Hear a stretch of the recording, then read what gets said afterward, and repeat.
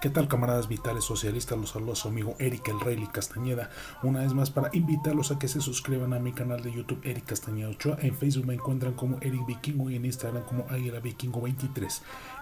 Espero estar en contacto con ustedes para seguirnos aventurando en este enigmático y maravilloso mundo de las ciencias sociales, específicamente de la historia tanto de México como universal. Muy bien.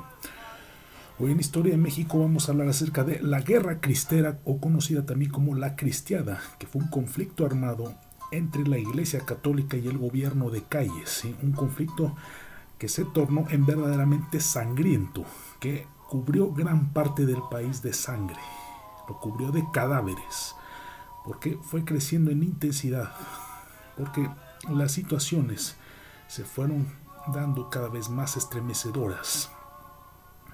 Y esto a raíz de que el gobierno de Calles implanta su llamada Ley Calles, valga la redundancia, en el cual limitaba el culto religioso, así como también les prohibía a los clérigos poseer bienes, poseer riquezas.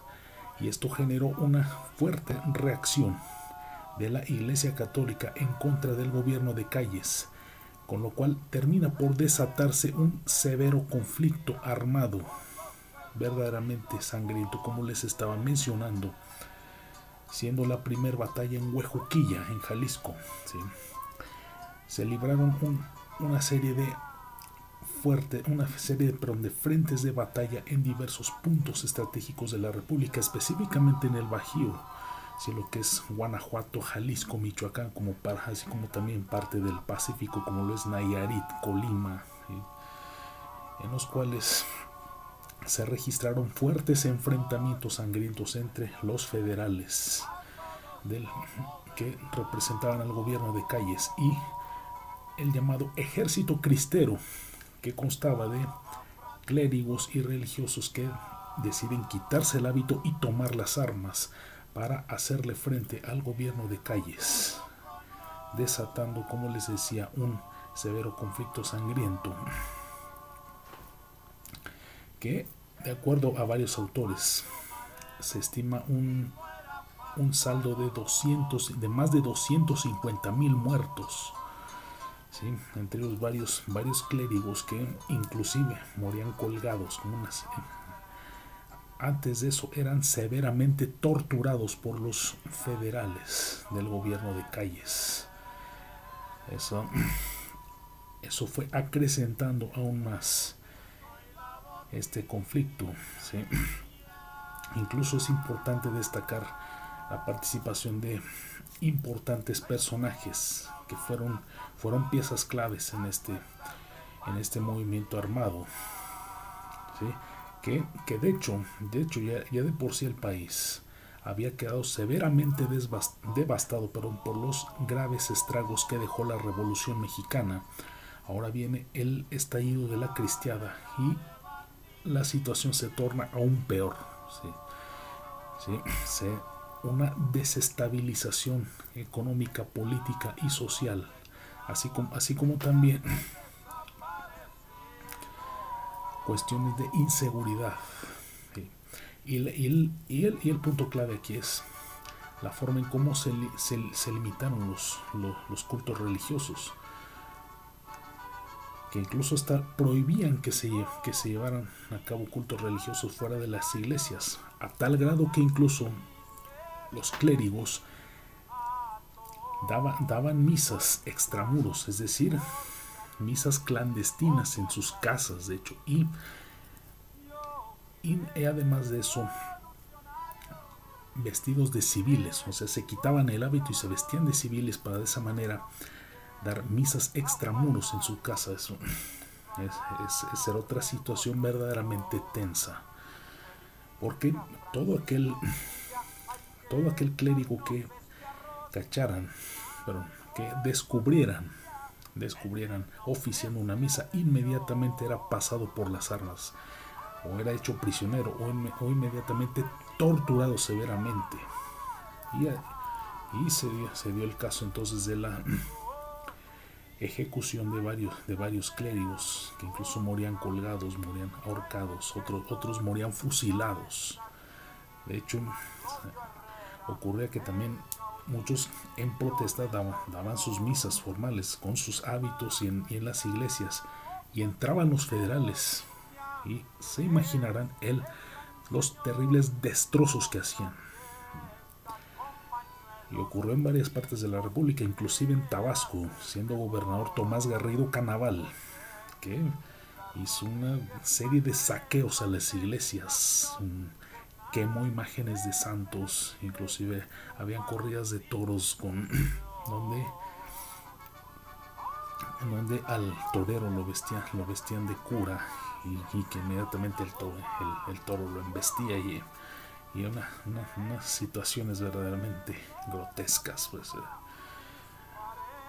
Y una que otra anécdota, como por ejemplo cuando quisieron quemar una imagen de la Virgen de Guadalupe y no les pasó nada, ¿no? O sea, ahí se habla de una cuestión milagrosa.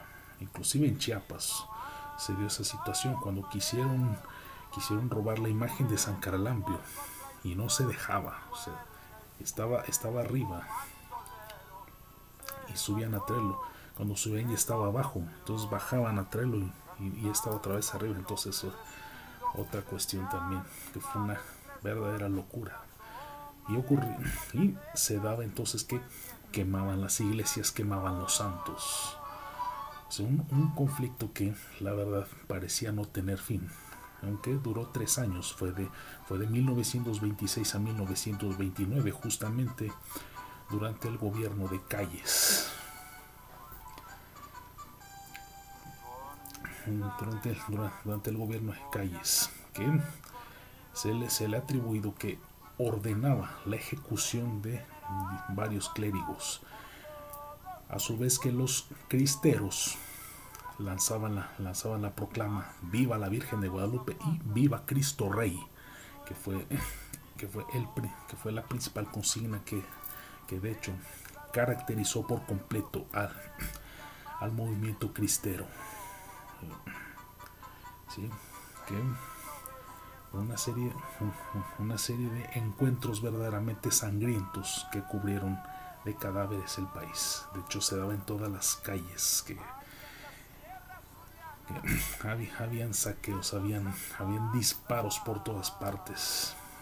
¿Sí? Inclusive algunas iglesias conservan estragos de esos enfrentamientos, en algunas campanas con todavía los plomazos, hasta la fecha los conservan. Es una reliquia total, ¿sí? Sí, y la situación que les mencionaba, que se da una quema enorme de imágenes sacras, de crucifijos, de santos, vírgenes, ¿sí? O sea, esa fue la gran magnitud que alcanzó este conflicto armado entre el gobierno y la iglesia, a tal grado que se funda entonces lo que es la llamada Iglesia Católica Apostólica Mexicana, con lo cual se rompían relaciones totales con el Vaticano. Y esto apoyado entonces por la recientemente creada Confederación Regional Obrero Mexicana, la CROM, para de esa manera hacerle contrarrestar los embates del gobierno callista. ¿Sí? Por otra parte, es importante destacarles ya personajes importantes. Uno de ellos, Victoriano Ramírez el 14, quien tras la muerte de Pancho Villa pasó a ser el gran líder carismático admirado por la población, ¿sí? Visto como un ídolo, por una cuestión de que con una sola arma arremete contra 14 federales, precisamente. ¿Sí? A todos los aniquiló con una sola arma, y con ello se ganó la admiración total del pueblo. Y justamente él sufre la traición de sus propios compañeros, y quienes lo desconocen y le empiezan a acusar de malversación de fondos, a tal grado de que es hecho prisionero y posteriormente fusilado. En ese acto, el ejército cristero prácticamente se hizo el harakiri, vamos a decirle de sentido figurado. Con la muerte del 14, prácticamente se vino la debacle del ejército cristero. Y con ello fue ganando terreno entonces el ejército federal cayista. ¿Sí? A tal grado que entonces les permitiría alzarse con la victoria en este conflicto. Otro de los personajes destacados es el célebre clérigo zacatecano Miguel Agustín Pro, ¿sí? Quien fue de los férreos defensores de la causa cristera, ¿sí? Que tuvo el valor incluso de oficiar misas delante así en público. Y es que era un sacerdote verdaderamente adorado y querido por toda la población, al cual Calles más bien fue Obregón quien ordena su arresto y posterior ejecución, y con ello muere fusilado el gran Miguel Agustín Pro, y que de hecho ese fue el acabose de Obregón. El haber ordenado el asesinato del sacerdote Pro terminaría costándole la vida a manos de León Toral en 1928 en el restaurante La Bombilla en la colonia San Ángel, cuando Obregón de hecho festejaba su reelección. Esa es una hipótesis, en realidad dicen que fue Calles para que no se volviera a reelegir presidente, ¿sí? Que Calles había ordenado su ejecución. Ahí son dos hipótesis que se manejan, usted tendrá la mejor opinión. Y qué decir del niño José Luis Sánchez del Río, el niño que tuvo, era un niño, pero unos valores enormes de gritarle a los federales: ¡Viva Cristo Rey! ¡Viva Cristo Rey! Y los despiadados federales no tuvieron piedad de ejecutarlo con un plomazo en la cabeza. Eso fue uno de los actos verdaderamente indignantes del movimiento cristero. El asesinato del niño José Luis Sánchez del Río, llamado también el Niño Cristero, al cual se le venera en Zaguayo, Michoacán, de hecho. Sí. Sin duda alguna uno de los fuertes de batalla más importantes en este movimiento cristero. Y qué decir de la madre Conchita, que contaba con 2 revólveres y con ello se despachó a varios federales. El conflicto terminó y con ello se llegó a un acuerdo. Los cristeros terminarían sometiéndose a la ley Calles y ese fue el fin del conflicto. Muy bien, eso es todo. Saludos. La trova es vida. Hoy comí con el abuelo y después de la comida le pregunté tantas cosas de la vida.